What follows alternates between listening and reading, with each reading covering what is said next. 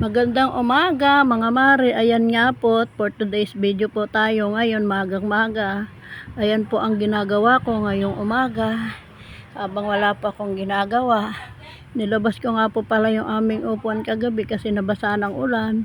Saka po ayan, tamang kuskus ko na lang po, nilalabahan ko kasi sayang po naman, nagagamit pa.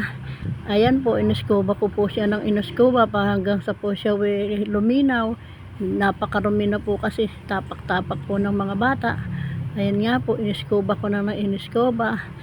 At bumili nga rin po pala ako ng isang bote Sunrox dyan. Ginamit ko po dyan para po matanggal po yung mga mancha. Kaya po ayan, tingnan nyo, napakadumi po na, napakahirap po kasi gamitin yan. Saka sayang po naman kasi kung itatapon ko lang. Sayang po yung upuan, nagagamit pa po. Tingnan nyo, sonrox ko pa po. Napakarami po niyang sonrox na ginamit ko, isang bote. Ayan po yung apo ko, nakikisali pa sa ginagawa ko. Ayan po, tinaktakan ko po ng tinaktakan yung sonrox. Po, nagpa-video lang po ako dun sa apo ko kasi po walang magbibideo sa akin. Kaya tingnan nyo naman guys, hanggang sa paligid guys, sinilagyan ko siya ng sonrox. Kaya po ayan, tingnan mo nyo. Napakaganda pong iskubahan yan, tamang tama, may araw ka matutuyo naman po siguro yan nga yung maghapon.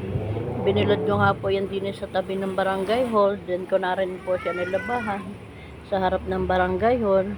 Ay binuhusan ko po siya ng binuhusan kasi hindi po maiskuba pagka po siya medyo dry.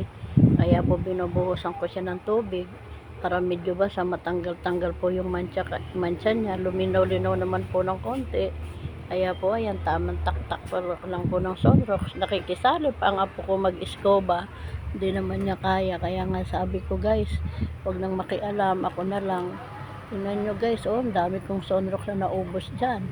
Sinonrox ko po ng sinonrox yan hanggang sa po siya pumuti. Sayang po talaga kasi nagagamit pa yan. Kaya po ayan guys, dito ko na po siya nilabahan sa tabi po ng kalsada, sa harap po ng aming barangay hall para habang may araw po. Ayan po, tingnan nyo guys, napakaputi na. Salamat guys.